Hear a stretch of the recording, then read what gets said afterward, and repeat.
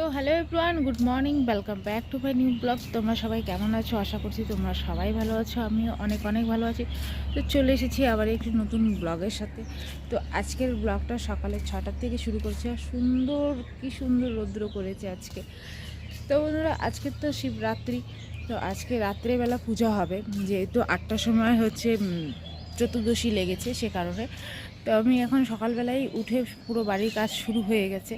এখন উঠাটা ঝাড় দেওয়া বাকি আছে, ঘরটা মোছা বাকি আছে, বাসন টাসন আমি ধুয়ে নিয়েছি।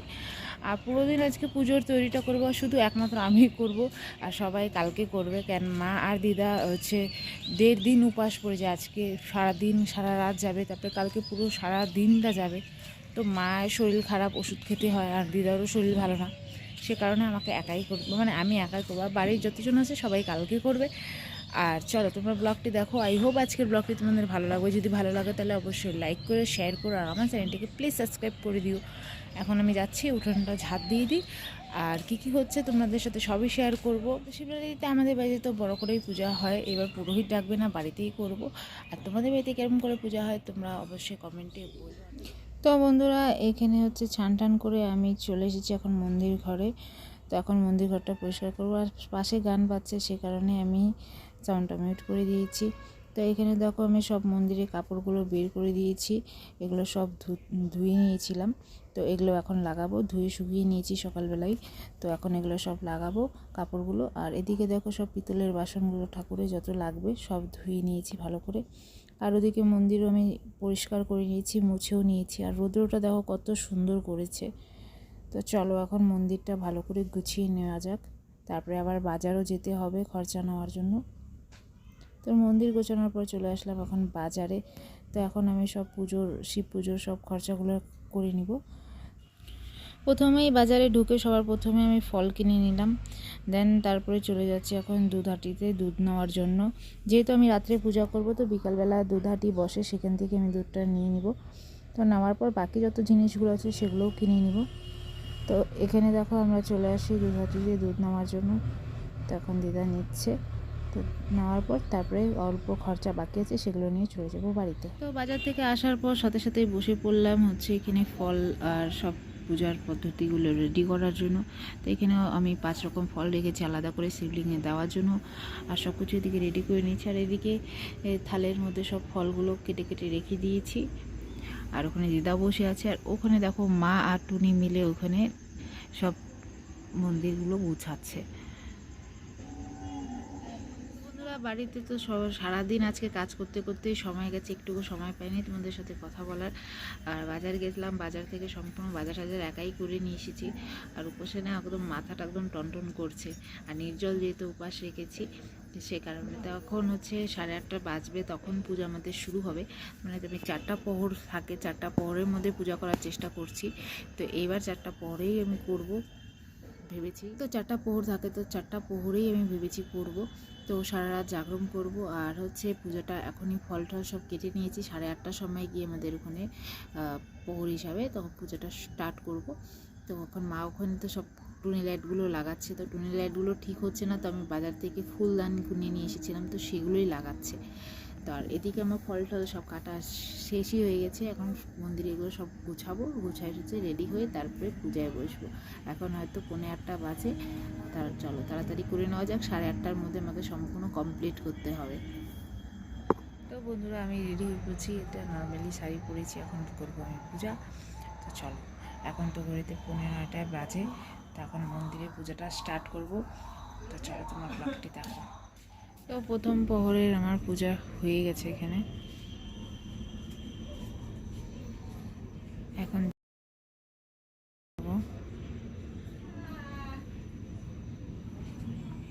এখানে ঘির প্রদীপ জ্বলিয়েছি।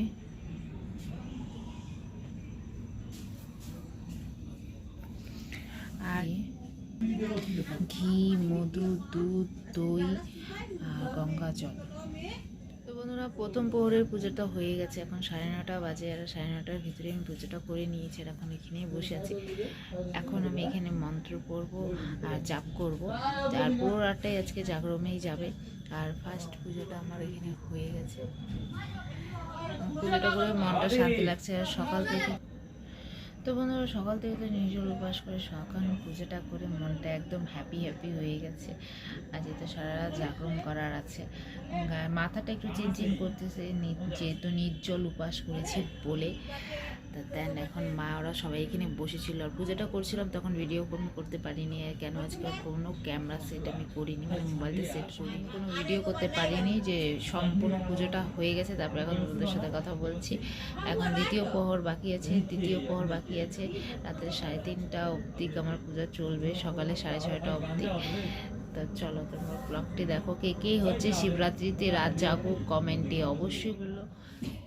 তো দেখো বন্ধুরা, আমার এখানকারও পূজাটা হয়ে গেছে, 9:30 বাজে, আর আমি এখন ভোগটাও দিয়ে দিয়েছি এখানেও।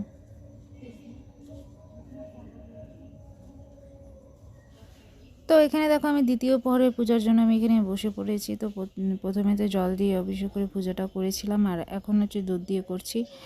তো এখানে দেখতেই পারছো। আর টুনি আমাকে এই ভিডিওটা করে দিচ্ছিল, ও জাগনা ছিল ততক্ষণে।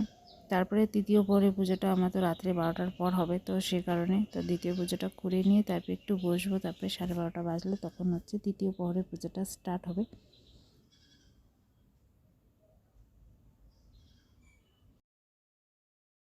দেখো এখন ঘড়িতে 12টা বাজে।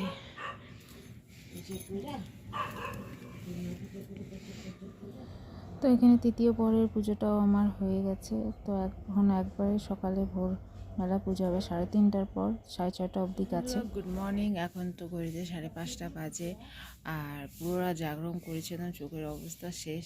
সেই ঘুম পেয়েছিল কিন্তু ঘুমাতে পারিনি, পুরো রাত্রি জাগরণ করেছি। আর 4টি প্রহরে যেহেতু পূজা, তো কালকে সন্ধ্যার থেকে তো পূজা স্টার্ট হয়েছে, আর এখন হচ্ছে লাস্ট প্রহর, চতুর্থ প্রহরটা আমি এখন করব। তখন 5:30 বাজে, 6:30টার সময় ছাড়বে। তখন আমি যাব চতুর্থ পূজাটা করে নিই, তারপরে দেন মন্দির যাব। তখন চলো পূজাটা করে নেওয়া যাক। ওম নমঃ শিবায়, ওম নমঃ শিবায়, ওম নমঃ শিবায়, ওম নমঃ শিবায়, ওম নমঃ শিবায়, ওম নমঃ শিবায়।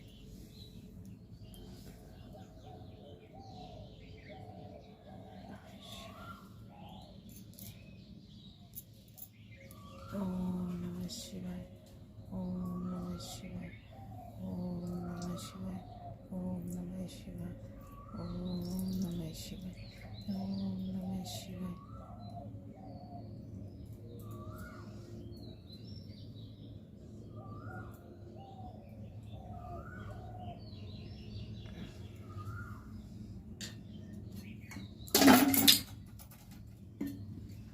তো এখন দেখো এখানে মা পূজা করছে।